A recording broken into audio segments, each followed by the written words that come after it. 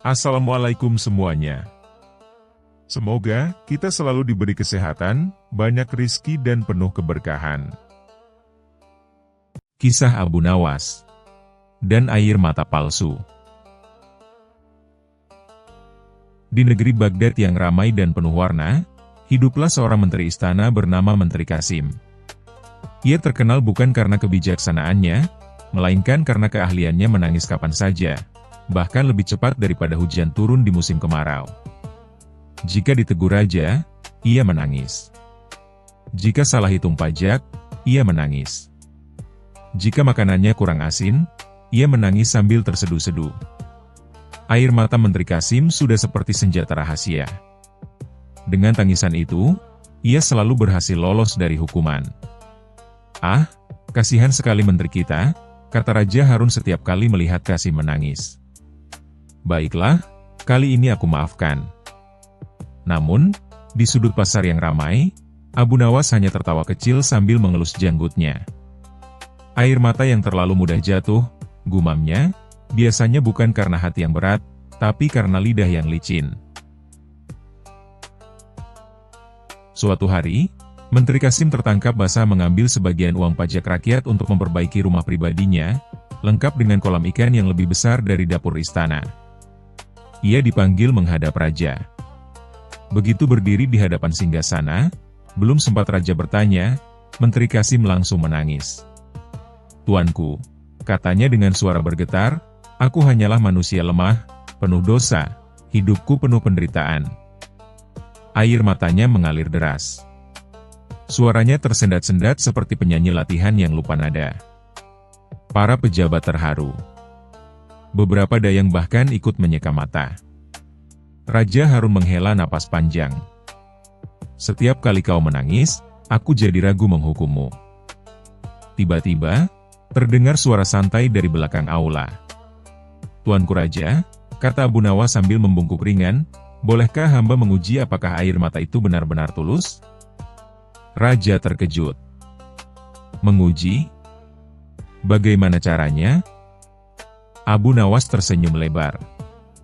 "Dengan cara sederhana, dan sangat menyegarkan." Keesokan harinya, seluruh istana gempar. Abu Nawas meminta izin raja untuk membuat ujian kejujuran air mata di halaman istana. Sebuah ember besar diletakkan di tengah halaman, berisi air jernih. "Wahai Menteri Qasim," kata Abu Nawas lantang, "silakan menangis seperti biasa. Tapi kali ini, tangisanmu harus masuk ke ember ini." Menteri Qasim terkejut. "Masuk ke ember?" "Ya," jawab Abu Nawas santai, "karena air mata yang tulus biasanya deras dan konsisten." Semua orang menahan tawa. Menteri Qasim mulai menangis lagi. Hu. Namun anehnya, air matanya hanya keluar sedikit. 1 tetes. 2 tetes. Lalu berhenti. Abu Nawas mendekat, menatap ember, lalu mengangguk sok serius. Aneh sekali." "Apa yang aneh?" tanya raja.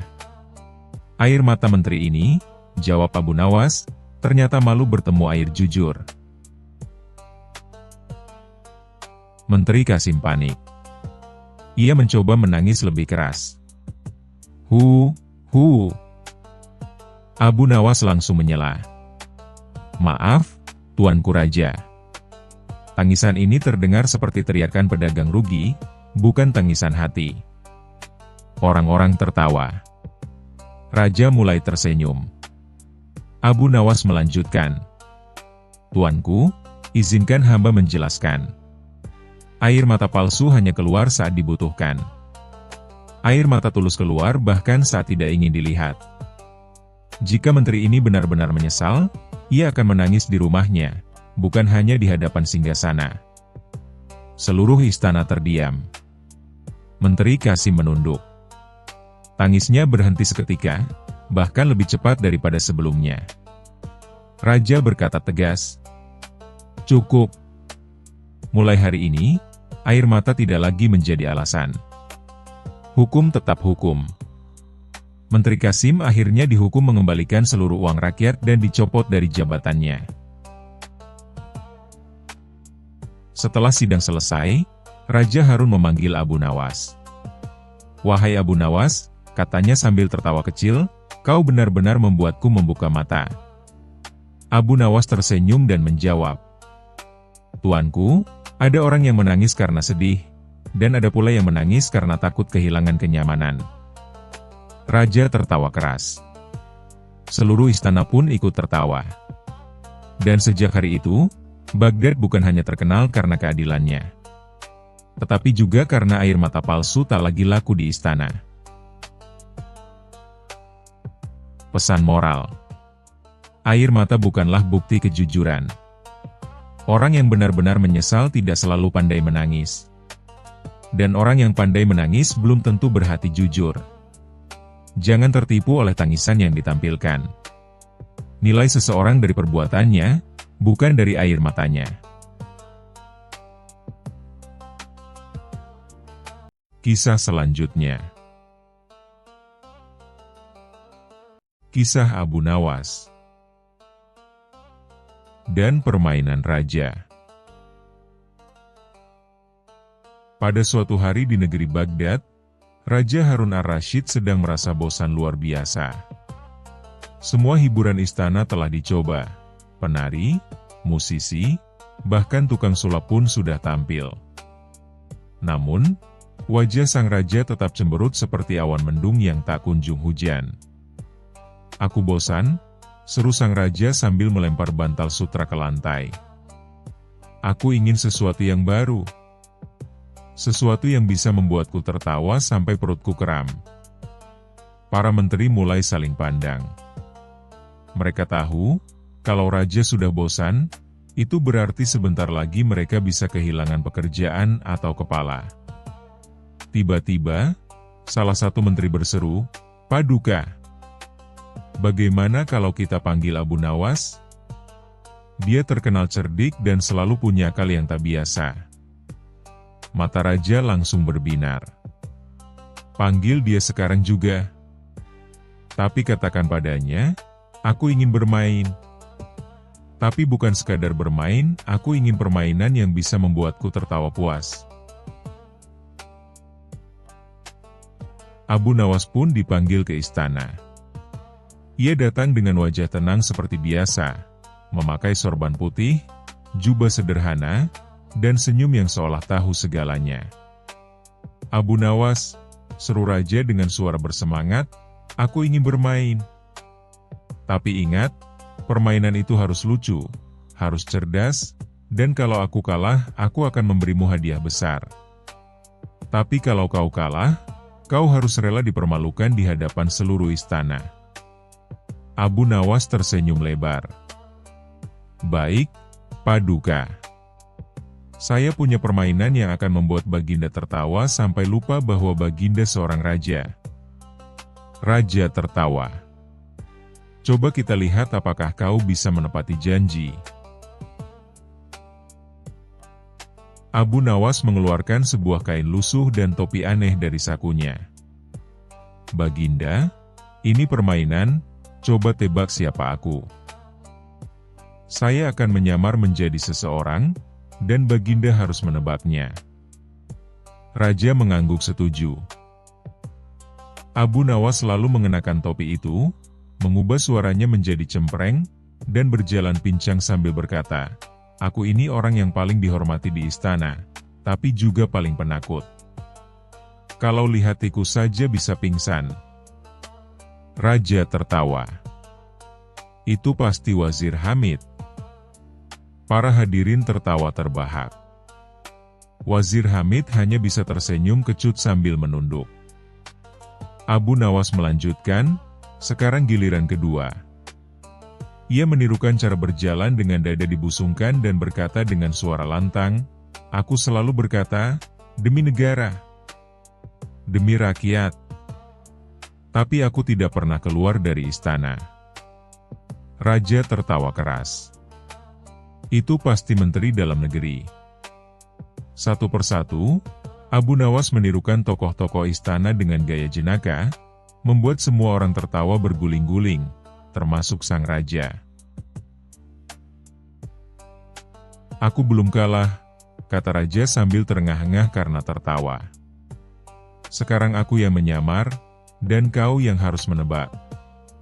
Sang raja memakai selimut dan berdiri di belakang tirai. Ia berkata dengan suara pelan, "Aku orang paling bijak, paling kaya, dan paling dicintai, tapi kadang-kadang bisa sangat pelupa." Abu Nawas langsung menjawab, "Itu mudah sekali. Itu adalah baginda raja sendiri." "Ah, kau benar," kata raja sambil tertawa. "Tapi bagaimana kau bisa tahu begitu cepat?" Abu Nawas menjawab, "Karena tidak ada orang lain yang mengaku paling bijak, paling kaya, dan paling dicintai selain baginda sendiri." Seluruh istana kembali tertawa. Tapi belum selesai di situ. "Sekarang kita adu tebakan cepat," kata raja. "Aku mulai," seru Abu Nawas. "Apa yang selalu naik tapi tak pernah turun?" Raja berpikir keras. "Usia?" "Benar." Raja tersenyum. "Sekarang giliranku. Apa yang kalau dimakan satu, cukup untuk dua? Tapi kalau dimakan dua, tidak cukup untuk satu?" Abu Nawas berpikir. "Wah, ini pertanyaan sulit." Setelah beberapa saat, ia menjawab, "Itu pasti sandal." Raja terkejut. "Hah?" Abu Nawas menjelaskan, "Coba pikirkan. Satu orang pakai satu pasang sandal, cukup. Tapi kalau dua orang rebutan satu pasang sandal, ya pasti tidak cukup." Raja langsung terbahak sampai air mata keluar. Hari itu, tawa tak henti terdengar di seluruh istana. Para menteri yang biasanya kaku pun ikut terpingkal-pingkal. Raja menepuk bahu Abu Nawas. "Engkau benar-benar penghibur sejati. Aku kalah, dan sesuai janjiku, aku akan memberimu hadiah." Abu Nawas tersenyum dan berkata, "Saya tidak minta emas, tidak minta perak, baginda. Cukup beri saya izin untuk tidak ikut rapat kerajaan selama seminggu. Saya takut tertular kebosanan baginda." Raja pun tertawa lebih keras. "Permintaanmu sungguh luar biasa, lucu tapi masuk akal." Sejak saat itu, Raja Harun ar-Rasyid punya cara baru untuk mengusir bosan. Cukup panggil Abu Nawas, dan istana akan penuh tawa. Dan para menteri, mereka diam-diam lega, karena selama Abu Nawas ada, kepala mereka tetap aman.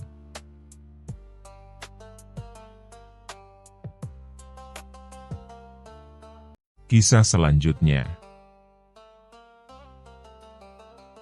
Kisah Abu Nawas dan pedang emas. Suatu pagi yang cerah di Baghdad, suasana istana mendadak riuh karena datangnya peti besar berukir emas dari negeri seberang. Raja Harun ar-Rasyid, yang sedang sarapan roti datar dan madu, langsung menghentikan makannya. "Buka peti itu," perintah sang raja. Para penjaga membuka dengan hati-hati. Di dalamnya terbaring sebuah pedang emas bertatahkan permata, berkilauan hingga membuat seluruh ruangan seakan terang benderang. Terdapat surat yang menyertainya.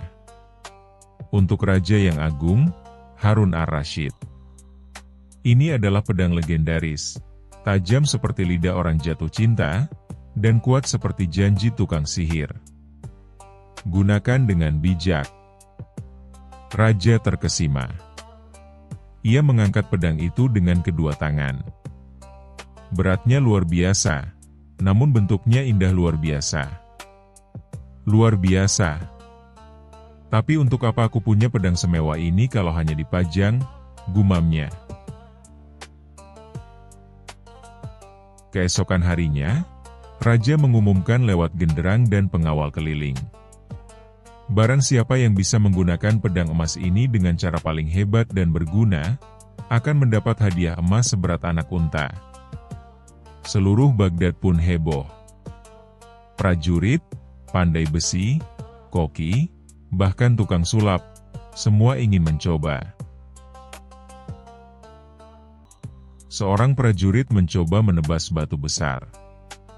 Batu retak, tapi pedangnya hampir patah. Seorang petani memotong batang pisang.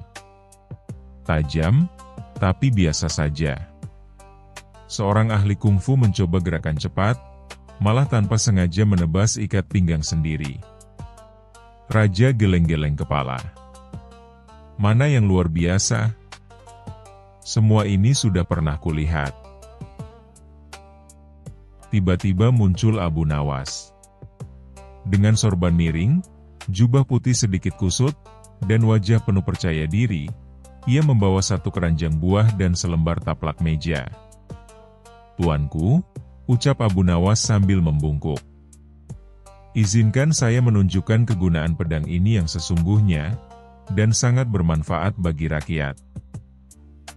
Semua mata tertuju padanya. Abu Nawas menggelar taplak di taman istana. Ia meletakkan semangka, nanas, pisang, apel, pepaya, dan buah naga. Lalu dengan penuh gaya seperti pesulap sirkus, ia mengayunkan pedang emas itu, memotong buah dengan gerakan yang indah dan lucu. "Lihat, tuanku," serunya, "pedang ini tak hanya tajam, tapi luar biasa dalam mempersiapkan camilan sehat." Dia menari-nari sambil mengupas pisang, memotong semangka bulat sempurna, dan menyusun buah dalam bentuk wajah raja di atas piring. Penonton tertawa. Para menteri menutup mulut agar tidak ikut ngakak. Bahkan juru masak istana mencatat gerakan tangan Abu Nawas. "Dan sekarang," kata Abu Nawas sambil membungkuk, "sajian untuk paduka, salad buah istimewa dengan sentuhan kerajaan." Raja menghela napas. "Kau bercanda, Abu Nawas?" Abu Nawas tersenyum. "Tidak, tuanku. Di negeri ini, rakyat tak butuh perang. Mereka butuh makanan, damai, dan tawa." Suasana hening. Semua menunggu reaksi sang raja. Tiba-tiba, raja tertawa terpingkal-pingkal. "Hahaha.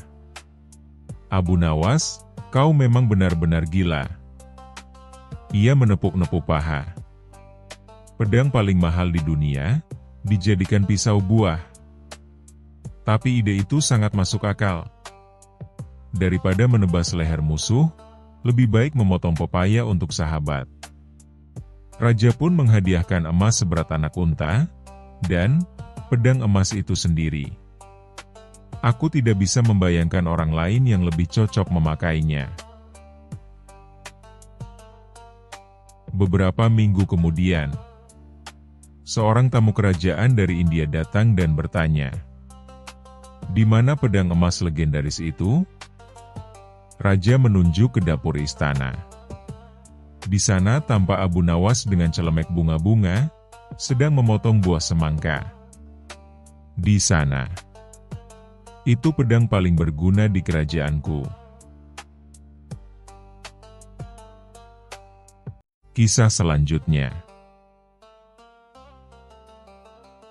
Kisah Abu Nawas dan emas berbicara.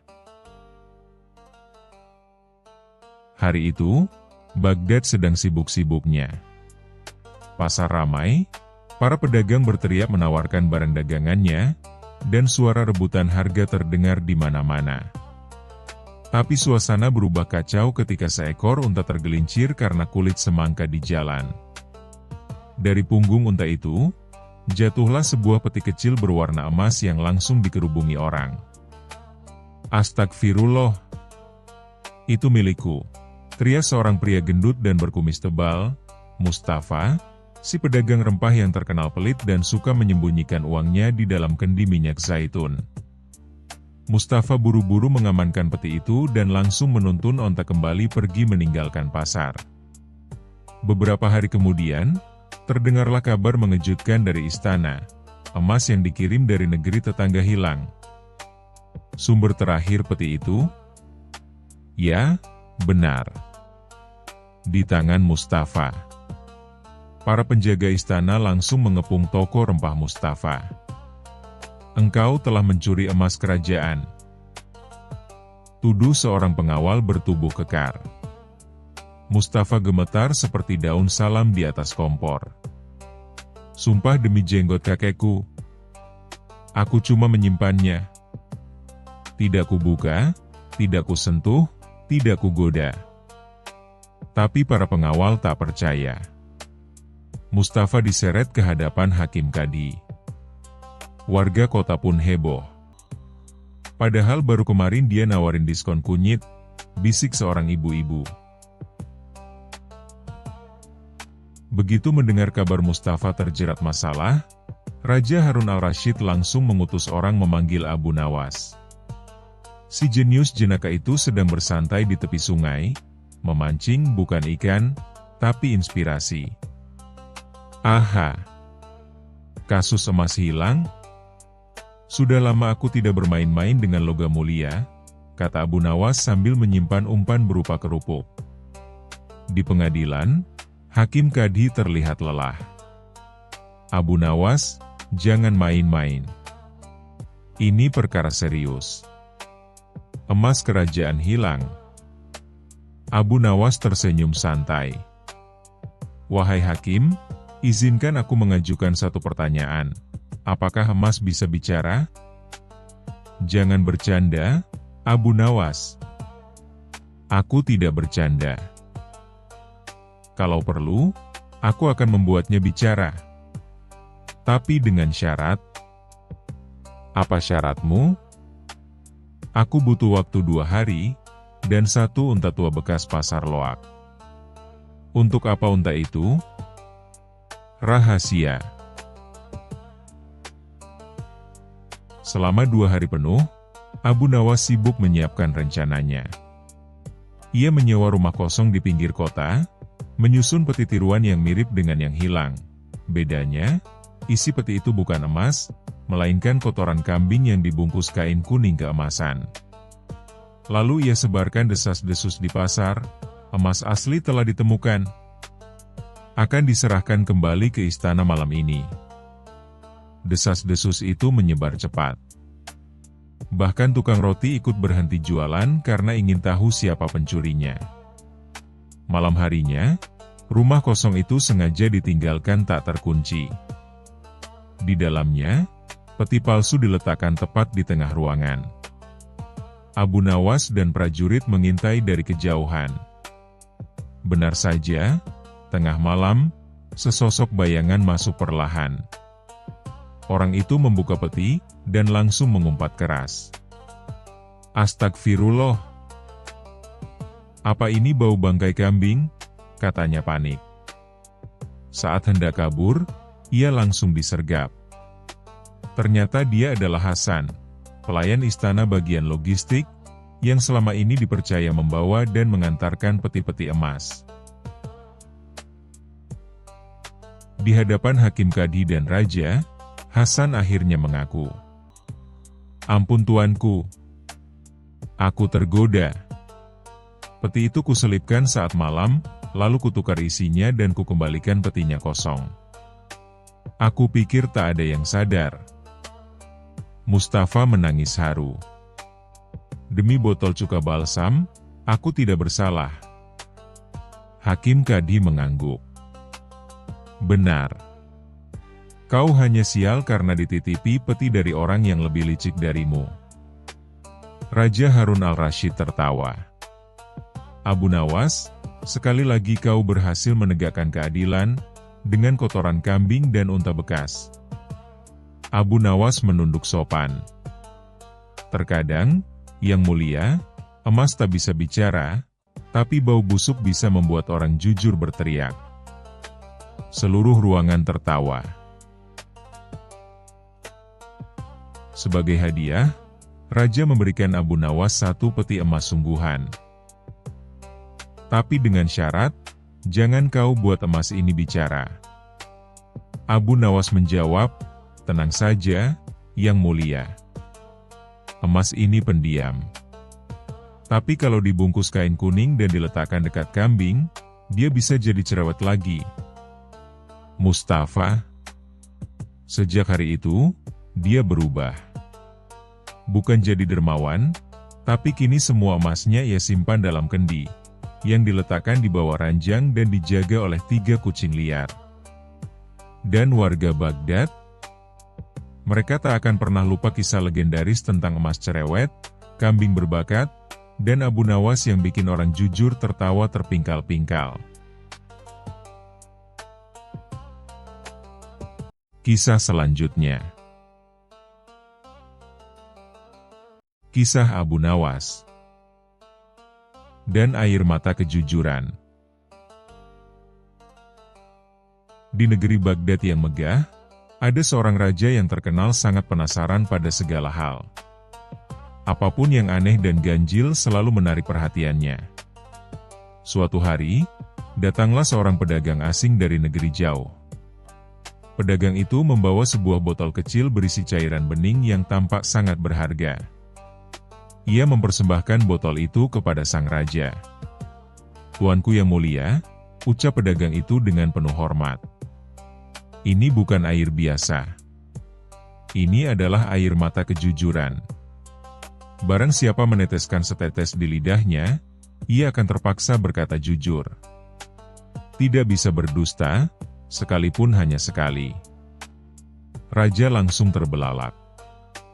"Hah? Ada air semacam itu?" Ia begitu penasaran, sampai-sampai tidak bisa duduk dengan tenang. Pedagang itu menunduk sambil berkata, "Benar, tuanku. Air ini sangat langka. Hanya didapat dari tangisan seorang pertapa suci yang tidak pernah berbohong seumur hidupnya." Raja makin heran dan penasaran. Tapi di balik rasa ingin tahunya, ia juga sedikit takut. Bagaimana kalau air itu digunakan padanya? Apa jadinya bila rahasia kerajaan terbongkar? Namun karena rasa penasarannya lebih besar, sang raja pun memutuskan untuk mencoba air itu. Tapi, tentu saja ia tidak mau jadi korban percobaan pertama. Dengan licik, ia berseru, "Abu Nawas, panggil Abu Nawas kemari." Ketika dipanggil, Abu Nawas datang dengan langkah santai seperti biasa, wajahnya penuh senyum ramah. Begitu tiba di hadapan raja, ia sudah bisa menebak bahwa kali ini tentu ada hal aneh yang akan menimpa dirinya. "Abu Nawas," kata raja sambil menunjuk botol kecil itu. "Ini adalah air mata kejujuran. Aku ingin mengujinya padamu. Kau harus meneteskan 1 tetes di lidahmu, lalu kita lihat apakah kau bisa berbohong." Abu Nawas langsung merasa jantungnya berdegup kencang. Ia tahu, kalau sampai jujur sepenuhnya, habislah dirinya. Betapa banyak akalnya yang kadang harus dipoles dengan bumbu kebohongan kecil untuk mengelabui raja. Tapi, karena tak mungkin menolak perintah raja, ia pun menerima botol itu dengan tangan gemetar. Ia menatap cairan bening tersebut. Sambil dalam hati ia berkata, "Wahai air bening, semoga engkau hanyalah air mata bawang, bukan air mata kejujuran." Dengan pasrah, ia pun meneteskan setetes di lidahnya. Raja segera bertanya, "Abu Nawas, apakah kau pernah berbohong padaku?" Abu Nawas terdiam. Lidahnya mendadak terasa seperti disetrum. Ia mencoba berkata, "Tidak, tuanku," tapi yang keluar justru, "Ya, tuanku, sering sekali." Raja sampai melompat dari singgasananya. "Apa? Kau sering berbohong padaku?" Abu Nawas buru-buru menambahkan, Tapi itu demi kebaikan tuanku. Kalau saya tidak berbohong, bisa jadi tuanku akan makin sering mempermalukan diri sendiri di depan rakyat. Para menteri yang hadir langsung menahan tawa, sementara raja memerah mukanya antara marah dan malu. Raja mencoba pertanyaan lain. Baiklah. Kalau begitu, apakah kau pernah mengambil sesuatu dari istana tanpa izin? Abu Nawas ingin menjawab tidak pernah, tapi lidahnya bergerak sendiri. Pernah, tuanku, beberapa kali, terutama kue manis di dapur istana. Semua yang ada di ruangan itu tertawa terbahak-bahak. Raja sampai memegang kepalanya sendiri, tak percaya bahwa Abu Nawas mengaku mencuri kue dapur. Namun, giliran yang paling lucu datang ketika sang raja berkata, "Sekarang, aku yang akan mencobanya. Aku ingin membuktikan bahwa aku adalah raja yang selalu jujur." Seketika seluruh ruangan menjadi hening. Para menteri saling pandang, sebagian menahan tawa, sebagian pucat ketakutan. Kalau raja sampai benar-benar berkata jujur, bisa jadi semua rahasianya terbongkar. Dengan penuh wibawa, raja meneteskan air itu ke lidahnya. Pertanyaan pertama dari Abu Nawas pun meluncur. "Tuanku, apakah benar tuanku pernah mengambil emas pajak rakyat untuk membeli kuda pacu pribadi?" Raja ingin menjawab, "Tidak," tapi lidahnya tiba-tiba berteriak, "Benar." Ruangan langsung meledak dengan tawa yang ditahan-tahan. Para menteri berusaha menutupi mulut, tapi wajah mereka merah padam.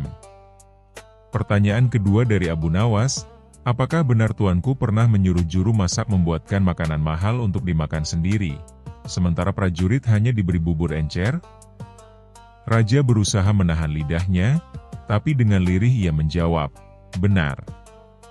Dan akhirnya, ketika Abu Nawas bertanya, "Apakah benar tuanku pernah menulis puisi cinta untuk putri kerajaan tetangga, padahal tuanku sudah beristri 4?" Raja langsung menjerit, "Benar." Aduh, hancurlah aku. Dan saat itulah, air mata raja jatuh deras. Tapi bukan air mata kejujuran dari botol, melainkan air mata malu bercampur takut. Melihat raja menangis, Abu Nawas tiba-tiba tertawa keras. Ia lalu berkata, "Tuanku, mungkin air dalam botol itu hanya air biasa. Yang sebenarnya membuat kita jujur adalah rasa takut, rasa malu, dan hati nurani kita sendiri. Lihatlah, tuanku menangis. Itulah air mata kejujuran yang asli, tulus keluar dari hati, bukan dari botol." Semua orang terdiam sesaat, lalu tawa kembali meledak. Raja hanya bisa menunduk malu sambil menghapus air matanya. Pedagang asing yang membawa botol itu pun akhirnya mengaku, "Ampun tuanku, sebenarnya air ini hanya air mata istriku yang sering menangis karena saya suka berbohong. Jadi tidak ada kekuatan apa-apa, hanya sugesti saja." Raja makin malu, sementara Abu Nawas dengan cerdik membungkuk dan berkata, "Jadi, tuanku, kalau ingin selalu melihat air mata kejujuran, cukup bercerminlah ketika tuanku mencoba berbohong. Karena cepat atau lambat, kebenaran pasti membuat kita menangis." Dan sejak hari itu, Raja jadi lebih hati-hati. Ia memang masih sering penasaran, tapi tak lagi mudah percaya pada pedagang asing dengan barang aneh. Sementara Abu Nawas, ia pulang dengan perut kenyang, karena Raja akhirnya menghadiahinya sekeranjang penuh kue dapur, biar ia tak perlu mencuri lagi. Kejujuran terkadang lebih lucu daripada kebohongan, dan bagaimana air mata bisa menjadi cermin paling jujur dari hati manusia.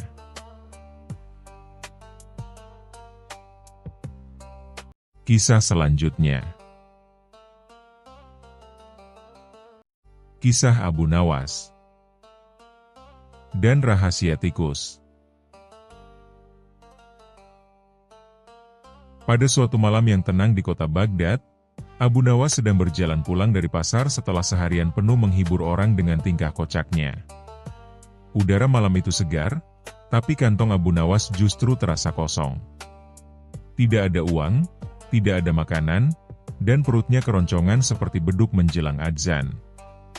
Ya ampun, malam ini aku bisa-bisa tidur hanya ditemani suara perutku sendiri, gumam Abu Nawas sambil mengelus perutnya yang lapar. Namun, tak disangka, di tengah jalan yang remang-remang, ia mendengar suara kecil, lirih tapi jelas. Abu Nawas. Abu Nawas. Abu Nawas terlonjak. Ia menoleh ke kanan-kiri, tapi tak melihat siapapun. Jalan itu sepi, hanya ditemani cahaya bulan dan lampu minyak dari kejauhan. Siapa yang memanggilku? Jangan-jangan jin pasar, pikir Abu Nawas. Suara itu terdengar lagi, kali ini lebih dekat. Aku di sini, di dekat kakimu, jangan sampai kau menginjakku. Abu Nawas menunduk, dan alangkah terkejutnya ia mendapati seekor tikus kecil berbulu abu-abu dengan mata bulat hitam sedang menatapnya. Yang lebih mengejutkan, mulut tikus itu bergerak, dan suaranya terdengar jelas. Abu Nawas, tolong aku. Abu Nawas melongo. Ia mengucek matanya, memastikan ia tidak berhalusinasi karena lapar. Astaga, tikus bisa bicara. Wah, ini pasti mimpi aneh atau aku kebanyakan makan bawang goreng kemarin. Tikus itu berdiri dengan dua kakinya, layaknya manusia, lalu bersedekap. Aku benar-benar bicara, Abu Nawas. Aku bukan tikus biasa.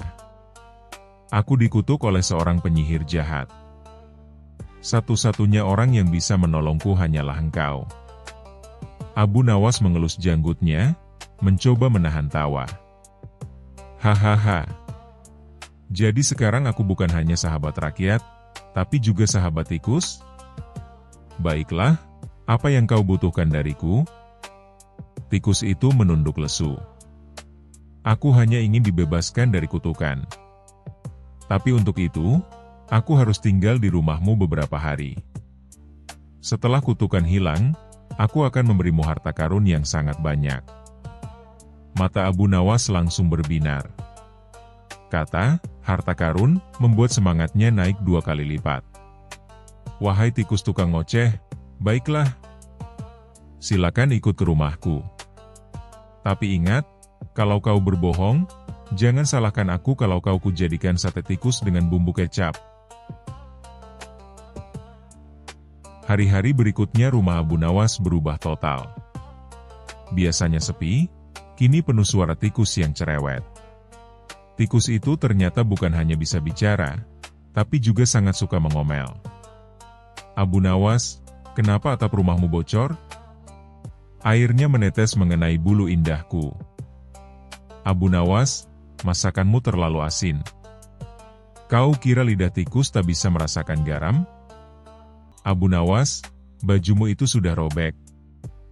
Bagaimana mungkin sahabat tikus sehebat aku tinggal dengan manusia berpakaian compang-camping? Abu Nawas sampai garuk-garuk kepala. Ya Allah, tikus ini lebih bawel dari istri tetanggaku yang suka gosip. Kalau begini caranya, aku bisa gila. Abu Nawas tak pernah mengusirnya. Ia ingat janji sang tikus tentang harta karun. Walau setiap malam Abu Nawas harus mendengarkan ocehan tikus sampai telinganya panas, ia tetap sabar. Suatu malam, Raja Harun al-Rasyid mendengar kabar aneh dari rakyatnya. Baginda, ada tikus berbicara yang tinggal bersama Abu Nawas. Raja penasaran. Ia segera memanggil pengawalnya. Bawa Abu Nawas ke istana bersama tikusnya. Aku ingin mendengar sendiri tikus berbicara itu. Keesokan harinya, Abu Nawas datang ke istana dengan membawa sang tikus dalam sebuah keranjang. Raja Harun al-Rasyid, para menteri, dan banyak prajurit menunggu dengan penuh penasaran. Abu Nawas, ujar raja, benarkah kau memiliki seekor tikus yang bisa bicara? Jangan-jangan kau hanya mau menipuku lagi. Abu Nawas tersenyum lebar. Baginda, tikus ini memang suka bicara. bahkan suka mengomel. Silakan dengar sendiri. Abu Nawas membuka keranjang. Tikus itu muncul dengan dada tegak, lalu langsung berteriak lantang. Baginda Raja, kau ini terlalu boros. Mengapa makanan di istana begitu banyak, sementara rakyat di luar sana masih kelaparan? Semua yang hadir terdiam, lalu, hahaha. Suara tawa bergemuruh di seluruh istana. Para prajurit tertawa terpingkal-pingkal, para menteri sampai terjatuh dari kursi, dan raja sendiri menahan perutnya karena terlalu keras tertawa. Abu Nawas, tikusmu ini benar-benar luar biasa. Ia tak hanya bisa bicara, tapi juga berani mengkritik rajanya sendiri. Abu Nawas pura-pura serius. Ampun Baginda, tikus ini memang tukang ngoceh. Di rumah, aku sudah sering dimarahi olehnya. Sekarang giliran Baginda yang mendengarkan. Raja mengangguk sambil tertawa. Hahaha. Kalau begitu, biarkan ia tinggal di istana. Aku ingin setiap hari mendengar ocehannya. Setidaknya, aku bisa tahu kekurangan diriku tanpa harus menunggu menteriku yang pengecut ini. Para menteri langsung pucat. Mereka menunduk dalam-dalam, sementara Abu Nawas tersenyum penuh kemenangan. Beberapa hari kemudian, tikus itu mendekati Abu Nawas. Abu Nawas, kutukanku sudah hilang. Aku sudah bebas. Terima kasih karena kau telah menampungku meski aku bawa luar biasa. Dalam sekejap, tubuh tikus itu bercahaya. Ia berubah menjadi seorang pemuda tampan berpakaian indah. Semua orang di istana terkejut bukan main. Pemuda itu menyerahkan sebuah peti kecil kepada Abu Nawas. Ini hadiahku untukmu. Bukalah nanti di rumahmu. Abu Nawas membawa peti itu pulang dengan penuh penasaran. Saat dibuka, matanya melotot lebar. Di dalamnya terdapat emas, perak, dan permata berkilauan. Alhamdulillah. Ternyata benar. Untung aku tidak menjadikan tikus itu sate, seru Abu Nawas sambil melompat kegirangan. Sejak hari itu, nama Abu Nawas semakin terkenal, bukan hanya sebagai orang cerdik, tapi juga sebagai sahabat tikus tukang ngomel yang paling lucu se-Baghdad. Kadang, pertolongan datang dari tempat yang tak disangka. Bahkan makhluk kecil yang tanpa remeh bisa membawa keberkahan besar. Dan tentu saja, jangan remehkan tikus yang bisa bicara, apalagi kalau cerewetnya melebihi tetangga. Kisah selanjutnya. Kisah Abu Nawas dan Sang Kuda Putih. Di sebuah pagi yang cerah di kota Baghdad, suasana istana tampak ramai luar biasa. Pasalnya, Raja Harun al-Rasyid baru saja mendapatkan hadiah istimewa dari seorang bangsawan jauh, seekor kuda putih murni yang begitu indah hingga semua orang yang melihatnya terpesona. Kuda itu tinggi, gagah, berkulit putih seputih salju, dan matanya berkilau seperti permata. Bahkan, ekornya bergoyang dengan anggun seperti bendera sutra tertiup angin. Raja pun langsung jatuh hati. Indah sekali. Mulai hari ini, kuda ini akan menjadi tunggangan kebanggaanku, serunya penuh semangat. Namun, begitu sang raja mencoba menungganginya. Bruk! Raja terlempar ke tanah dengan gaya paling tidak elegan di sepanjang sejarah Kekaisaran Baghdad. Seluruh penjaga istana menahan tawa dengan susah payah.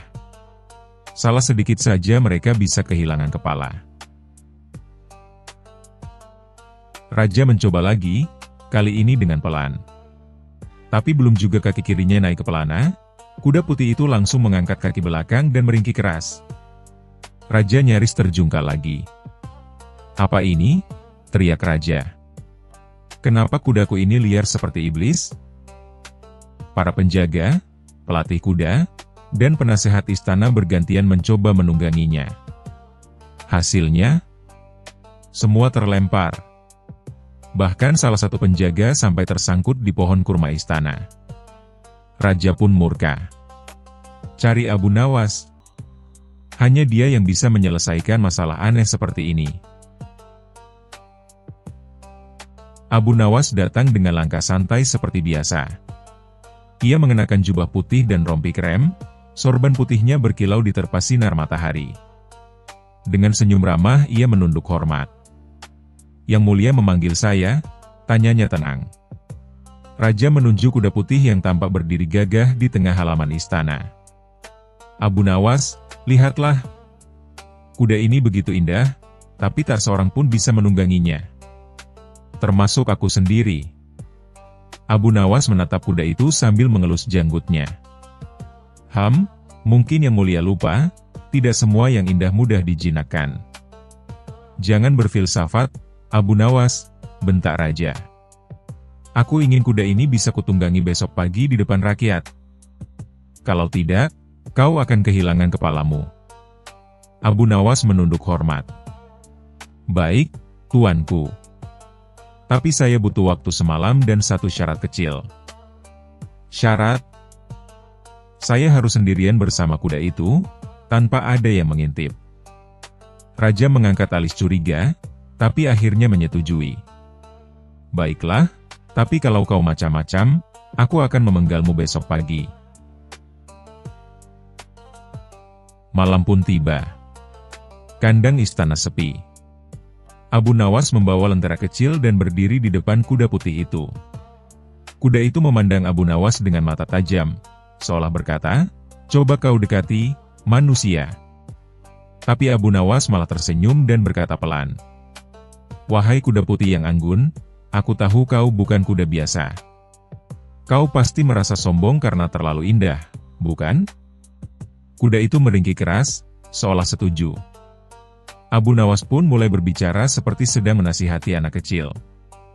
Kau tahu, di dunia ini, bahkan kuda tercantik pun butuh sahabat. Kalau kau menolak semua orang, kau akan sendirian seumur hidupmu. Lalu ia mengeluarkan sekeranjang rumput segar dan kurma kering. Kau lapar, bukan? Ini hadiah perdamaian dari sahabat barumu, Abu Nawas. Kuda itu perlahan mendekat dan mulai makan. Abu Nawas lalu berbisik. Sekarang, mari kita buat kesepakatan. Besok, biarkan raja menunggangimu. Tapi saat itu, berpura-puralah jinak, meski hatimu masih liar. Aku akan pastikan kau mendapatkan istirahat dan makanan terbaik setiap hari. Kuda itu tampak tenang, bahkan menundukkan kepala seperti mengangguk. Abu Nawas tersenyum puas. Begitu, kan lebih mudah kalau saling mengerti. Keesokan paginya, seluruh istana berkumpul di halaman. Raja tampak percaya diri, tapi wajahnya masih agak tegang. Abu Nawas berdiri di samping kuda putih itu sambil tersenyum. Silakan, tuanku. Cobalah sekarang. Raja menatapnya ragu-ragu. Tapi kalau aku terlempar lagi? Tenang saja, yang mulia. Sekarang kuda ini sudah tahu siapa tuannya. Raja menarik napas, naik ke pelana, dan semua menahan napas. Kuda putih itu tidak bergerak liar. Ia berdiri diam, lalu berjalan perlahan dengan langkah anggun. Raja pun tersenyum lebar. Hahaha. Lihatlah. Sekarang dia jinak. Seluruh istana bersorak. Raja berputar-putar di halaman dengan penuh kebanggaan. Abu Nawas, kau benar-benar luar biasa. Bagaimana kau melakukannya? Abu Nawas menunduk sopan. Saya hanya berbicara dari hati ke hati dengan hewan itu, tuanku. Ketika raja selesai berkeliling, ia hendak turun. Tapi tiba-tiba kuda itu lari kencang sendiri mengelilingi halaman. Raja berteriak ketakutan sambil berpegangan pada pelana. Hentikan kudanya. Para penjaga berlari ke sana kemari panik. Tapi Abu Nawas malah tertawa terbahak-bahak. Tenang, tuanku. Itu hanya tanda kuda Anda sedang senang. Akhirnya, setelah 3 putaran penuh dan raja hampir pingsan, kuda itu berhenti tepat di depan Abu Nawas dengan gaya dramatis, lalu menunduk seperti memberi hormat. Raja turun dengan wajah pucat, rambut acak-acakan. "Abu Nawas, jelaskan padaku apa yang sebenarnya terjadi." Abu Nawas menunduk sambil menahan tawa. "Kuda itu berjanji akan jinak, tuanku, tapi dia tidak bilang akan berhenti menjadi kuda yang ceria." Raja memandangnya tajam, tapi tak bisa menahan tawa akhirnya. "Abu Nawas, hanya kau yang bisa membuat masalah jadi bahan tertawaan." Sejak hari itu, kuda putih itu benar-benar menjadi kesayangan raja. Tapi setiap kali raja menungganginya, semua orang di istana menyiapkan tikar tebal, jaga-jaga kalau sang raja jatuh lagi. Abu Nawas pun mendapat hadiah besar dari raja, sekantong emas dan 1 keranjang rumput segar, untuk diberikan pada teman barunya. Sambil berjalan keluar istana, Abu Nawas berbisik pada dirinya sendiri. Kadang, untuk menjinakkan sesuatu yang liar, kita hanya perlu berbicara dengan bahasa yang mereka pahami, yaitu humor dan kesabaran. Dan dari jauh, terdengar kuda putih itu meringkik, seolah sedang tertawa bersama Abu Nawas. Kisah selanjutnya. Kisah Abu Nawas dan pengkhianatan pembantu istana.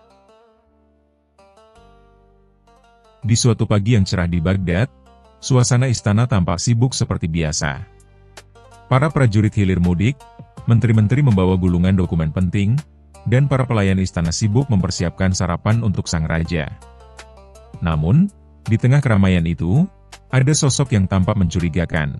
Hamad, seorang pembantu istana yang diam-diam memiliki niat licik. Wajahnya tampak seperti orang yang selalu punya rencana buruk, alis tebalnya menyatu, bibirnya menyeringai kecil, dan matanya sering berkedip cepat seolah sedang menyembunyikan sesuatu.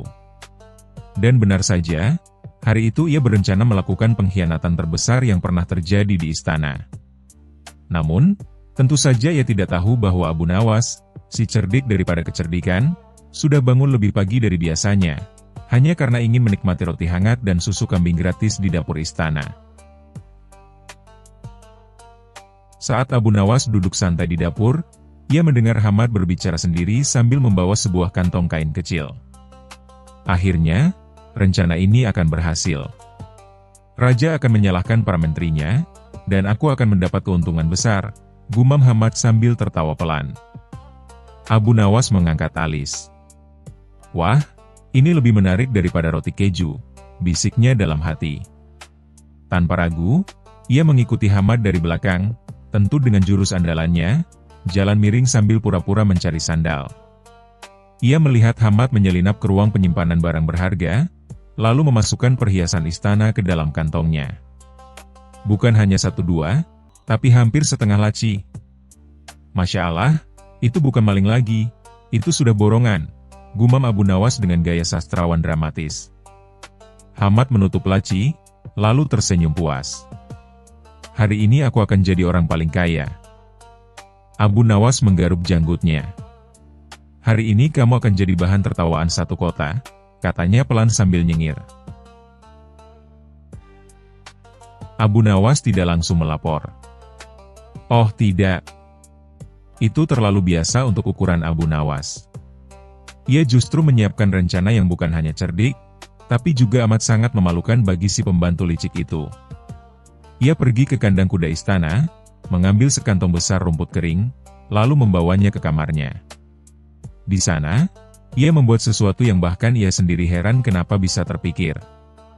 Ia membuat bantal yang di dalamnya berisi surat rahasia palsu tentang pengkhianatan Hamad. Isi suratnya begini, "Barang siapa menemukan surat ini, ketahuilah bahwa Hamad berniat kabur dari istana malam ini sambil membawa semua perhiasan kerajaan." Ia menyamar sebagai penjual roti gosong. Abu Nawas tertawa sampai matanya berair. "Sempurna. Bahkan kalau aku jadi raja pun aku akan tertawa." Malamnya, ia mengintai Hamad yang tampak siap kabur. Hamad sudah membawa kantong besar yang beratnya membuat ia berjalan seperti kepiting. Saat ia melangkah keluar lorong, Abu Nawas beraksi. Ia pura-pura lewat, lalu menjatuhkan bantal rahasia itu tepat di depan Hamad. Ini bantal istana.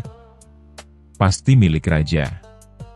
Harus kukembalikan segera, katanya keras-keras. Tentu saja, para penjaga yang mendengar langsung mendekat. Salah satu penjaga mengambil bantal itu dan menemukan surat rahasia di dalamnya. Saat membaca, mereka langsung memandang Hamad yang sedang memeluk kantong besar dan tampak pucat seperti kapur. "Hamad, kau menyamar sebagai penjual roti gosong?" bentak salah satu penjaga. "Ah, aku tidak. Ini bukan. Saya tidak. Roti gosong?" Hamad gelagapan seperti ayam kehujanan. Para penjaga segera memeriksa kantong yang dibawanya. Dan taraa, semua perhiasan istana ada di sana. Hamad langsung ditangkap. Namun lebih dari itu, seluruh istana tertawa ketika mendengar bahwa ia disebut ingin kabur sebagai penjual roti gosong. Bahkan raja sampai tertawa terbahak-bahak. "Abu Nawas," kata raja sambil mencoba menahan tawa, "mengapa kau menulis penyamaran roti gosong?" Abu Nawas menjawab tenang. "Supaya, Yang Mulia, meskipun kita menangkap pengkhianat, kita tetap mendapatkan hiburan gratis." Raja tertawa keras. "Abu Nawas, kau benar-benar anugerah paling lucu di kerajaan." Hamad dihukum untuk membersihkan dapur istana selama 3 bulan penuh, termasuk mencuci panci terbesar yang bisa menelan setengah badannya. Sementara itu, Abu Nawas mendapat hadiah karpet baru, tapi ia hanya memakainya sebagai alas tidur untuk kucing tetangganya. Katanya, "Karpet istana terlalu lembut, aku tidak bisa tidur. Terlalu nyaman membuatku tidak fokus berbuat kebaikan." Pesan moral: pengkhianatan sekecil apapun pasti terbongkar pada waktunya. Orang licik selalu terjebak oleh kelicikannya sendiri. Kecerdikan yang digunakan untuk kebaikan akan membuahkan hasil yang baik. Selalu berhati-hati terhadap orang yang suka bicara sendiri sambil ketawa. Biasanya ada niat buruk di baliknya. Terima kasih sudah menonton. Jangan lupa like dan subscribe. Semoga keberkahan selalu dianugerahkan kepada kita semua. Wassalamualaikum.